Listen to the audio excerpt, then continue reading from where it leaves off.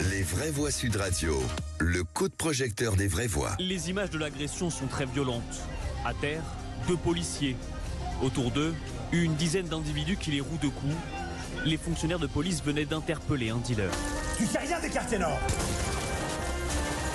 On a failli crever là-bas. Cité de la Castellane à Marseille. Comme dans tout le département depuis le mois de mars, les opérations Place Nette menées par la police ont endigué le trafic de stupéfiants. 856 interpellations et 480 kilos de cannabis saisis. Il faut arrêter avec les cités, tout le monde s'en branle. Le préfet le premier veut juste faire la une du journal pour faire le beau. Aujourd'hui, il faut tenir le terrain, ne pas montrer le moindre signe de relâchement. Ça met en rogne un peu tout le monde. Bien évidemment les dealers, mais aussi une partie des habitants. Les habitants des quartiers, ils ont même plus l'espoir qu'on vienne les aider, c'est fini. Tu sais quoi, on sert à rien. On sert plus à rien. Et la Cour des comptes dresse donc ce constat alarmant sur la situation de la police à Marseille. Malgré les engagements, les effectifs ont donc diminué de 4,5% avec davantage de départs que de nouvelles recrues. Le rapport souligne une police marseillaise débordée face à l'ampleur croissante du trafic de drogue.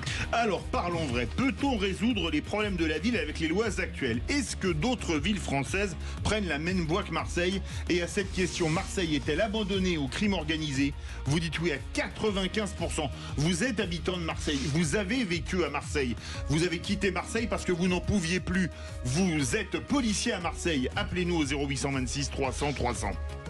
Le constat, Philippe Bilger, sévère, mais... Alors, là, je vais avouer mon ignorance, et c'est très intéressant le problème de Marseille.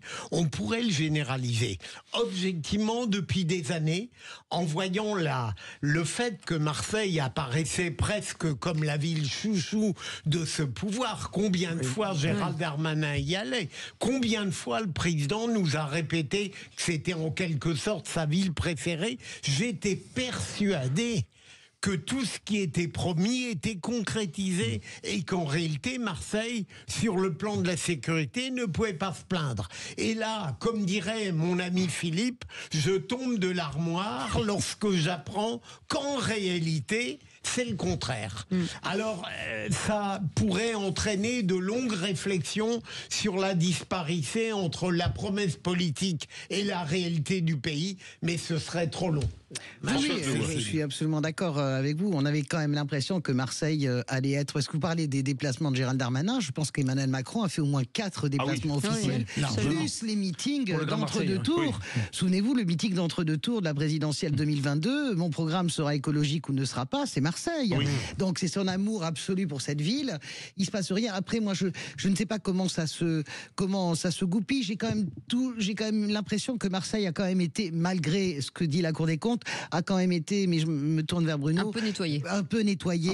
En tout cas, les opérations Place Nette, je veux pas taper à bras raccourcis sur Gérald Darmanin, parce que il faut bien, chaque chemin commence par un pas. Il me semble quand même, qu'il y a quand même eu peut-être un petit mieux. Je ne dis pas que c'est un grand mieux, mais un tout petit mieux. Je laisse la place à Bruno, parce que ça, il connaît parfaitement ces sujets. Merci François. En tant qu'ancien policier d'élite. Il est très défaitiste, Philippe, par rapport à Marseille. Bon, non, il faut savoir qu'il y a un peu plus de 4000 policiers quand même sur Marseille. Il y a une police municipale qui est une des plus importantes de France. Il y a près de 600 fonctionnaires. Et très aguerrie, très aguerrie. Elle est armée. Oui, bien sûr, oui, absolument. Oui. Tu as un service de l'OFAST, Office anti-criminalité, qui est là, anti-stup, qui est là et qui fait un boulot considérable. Je les ai vus parce que j'étais la semaine dernière pour les 50 ans de la lutte contre le narcotrafic. Donc, l'association des hauts fonctionnaires faisait un colloque à ce sujet. Bref, pour vous dire que tout ce qui a été fait, même Darmanin avec ses opérations, c'est pas anodin. C'est pas si mal. Alors, ça a déstabilisé le marché, effectivement, en déstabilisant le marché, et évidemment les équipes, je pense à des aides mafia et Yoda, etc. Ça a déstabilisé évidemment ces quartiers où il y a des règlements de compte et où même les policiers sont pris à partie. On l'a vu là, ce qui s'est passé, c'était terrible. Mais je crois qu'il faut pas lâcher. Je pense qu'il y a encore une fois ce travail. Vous savez, on a parlé de cette fameuse loi sur la sécurité globale. Bien sûr.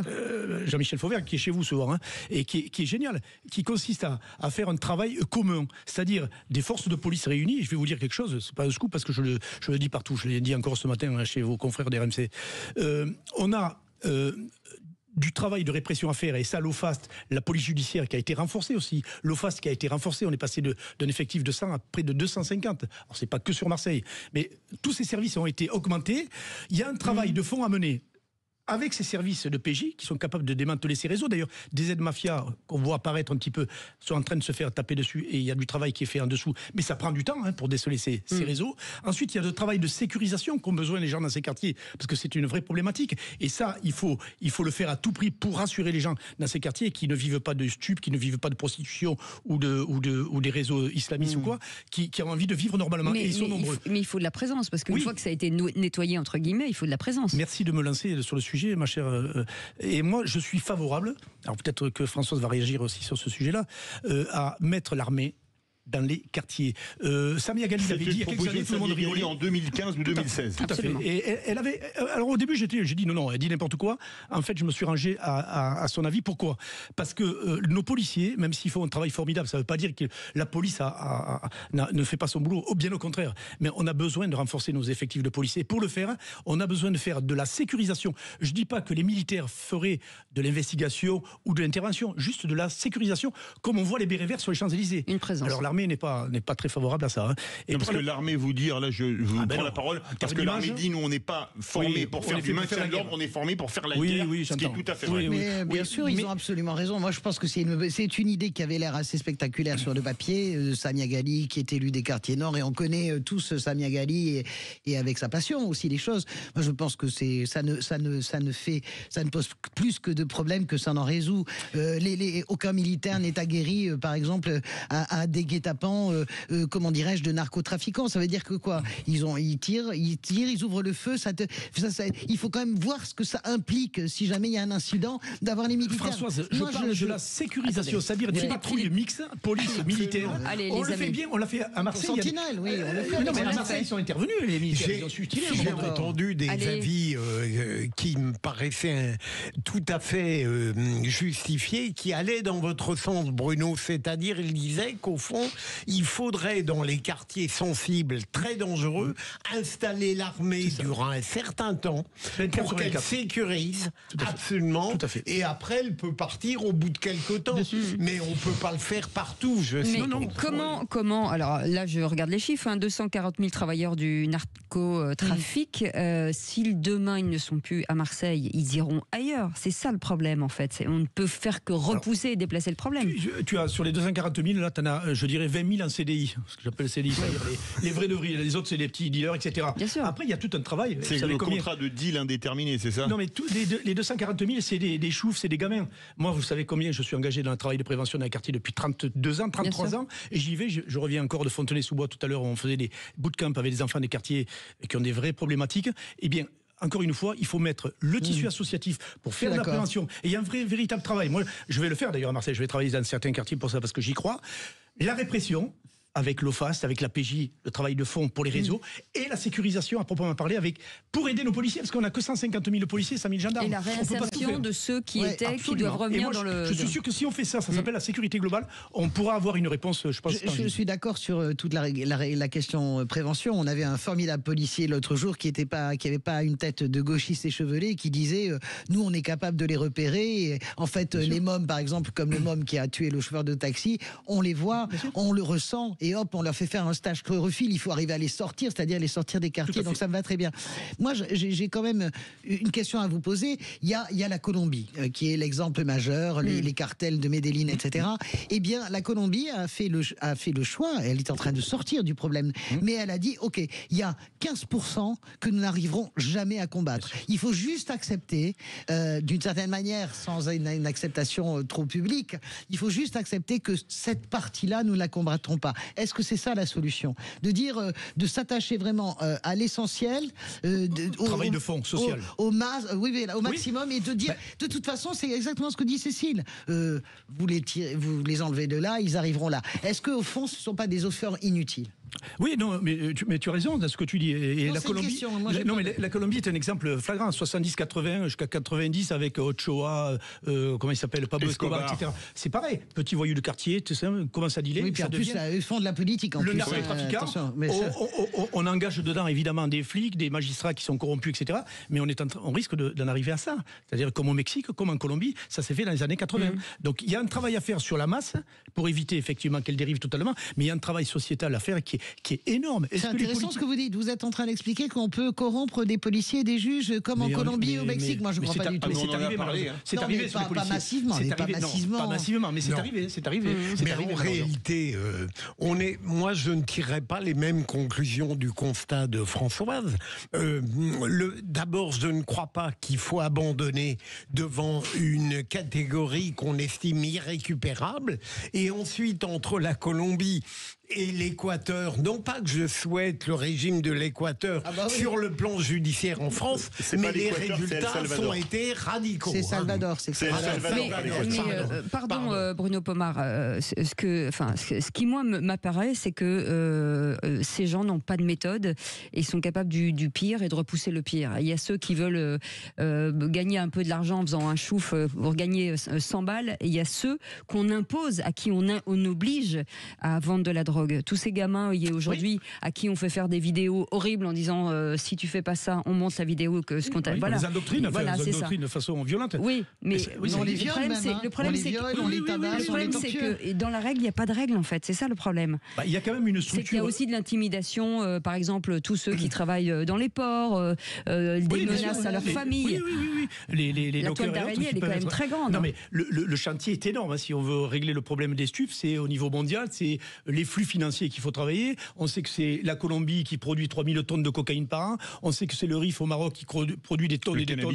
C'est énorme. Mais en même temps, quand vous voyez le roi du Maroc qui dit le cannabis, ça sert en fait pour les traitements médicaux, pour masquer un peu tout ça, mais en attendant, donc il y a un travail mondial à mener, déjà européen, avec les ports, qu'il faut arriver à maîtriser. Les flux financiers, ça il faut taper dessus. Rappelez-vous Al Capone. Moi, il s'est coincé uniquement, il est sorti pour fraude fiscale. Donc, je pense qu'il y a plein de possibilités, et on a, je pense, des gens de qualité aux douanes, à la police et autres, pour essayer de trouver une réponse, mais c'est une réponse globale, et pas avec des services qui se tirent la bourre, qui essaient de se ramener la bonne affaire. La réponse judiciaire aussi possible. La CJ aussi, bien sûr. Mais est-ce qu'avec l'état de droit actuel, c'est-à-dire ils ont des recours et de très bons avocats, comme ils ont beaucoup d'argent, le trafic de stupes, est-ce qu'on peut gagner la guerre contre la drogue avec l'état de droit sans modifier profondément les lois? Il faut que nos politiques soient un peu plus couillus, quoi, c'est tout. Quoi, par exemple? On a tout. Couillus, c'est d'appliquer les règles, de mettre des équipes. Les policiers attendent que ça. Excusez-moi, mes copains des stupes et compagnie, tu leur dis, ils les connaissent tous ces connards-là. Je veux dire. Moi, je suis après assez frappé par ce que vous dites, parce que je vois que l'Italie, qui est un grand pays de droit, contrairement à ce qu'on passe, aussi grand que le nôtre, voire plus. Avec les repentis, ils n'ont absolument pas changé, ils n'ont pas touché à l'état de droit, ils ont changé de méthode grâce à Falcon. Les repentis, ça commence avec Falcon. Et puis ils saisissent. Vous avez d'ailleurs dans la brigade financière, c'est très drôle, parfois à Rome, je les vois passer, vous avez la brigade des stupes, ils roulent en Lamborghini. C'est absolument génial. Vous avez Polizia Nazionale, ils sont en Lamborghini parce qu'ils ont piqué les Lamborghini. Oui, sauf qu'en France, c'est possible, sauf qu'on n'a pas les moyens de payer l'essence. Non, mais ce que je veux dire, c'est que l'Italie n'a pas touché. L'Italie n'a pas touché à son état de droit. C'est une très grande constitution, bien plus subtile d'ailleurs que la nôtre, la constitution italienne. Et ils ont réussi à avoir des résultats que nous n'avons pas. Donc peut-être qu'on pourrait s'en inspirer. Bruno, mais on a les capacités, encore une fois. On a des services qui ont été augmentés. Darmanin a fait des choses, mine de rien. On n'a pas réglé les problèmes, mais l'OFAS a augmenté ses effectifs. Les OPJ aussi sont en nombre dans ces secteurs-là, à proprement parler. On a vraiment de la matière pour pouvoir régler ce problème, moi j'en suis persuadé. Merci beaucoup. Et puis l'Italie avait des personnalités exceptionnelles.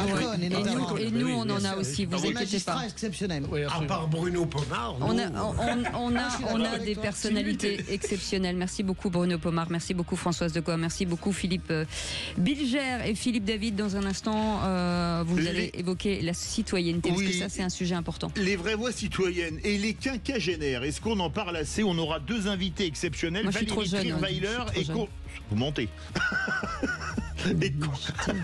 Attendez, vu ce que vous m'avez écrit l'autre jour, je peux bien me venger un peu quand même. Valérie Trierweiler et Constance Vergara qui viennent de co-écrire un livre, C'est pour une amie. Et ensuite on parlera de C'est qui le patron? Vous savez, les produits qui rémunèrent mieux les agriculteurs, avec Nicolas Chaban. Allez, on vous souhaite une bonne émission, et avec Philippe David on se retrouve demain à 17h avec Les Vraies Voix. Passez une belle soirée, salut. Sud Radio. Sud Radio. Parlons vrai. Parlons vrai. Sud Radio. Parlons vrai.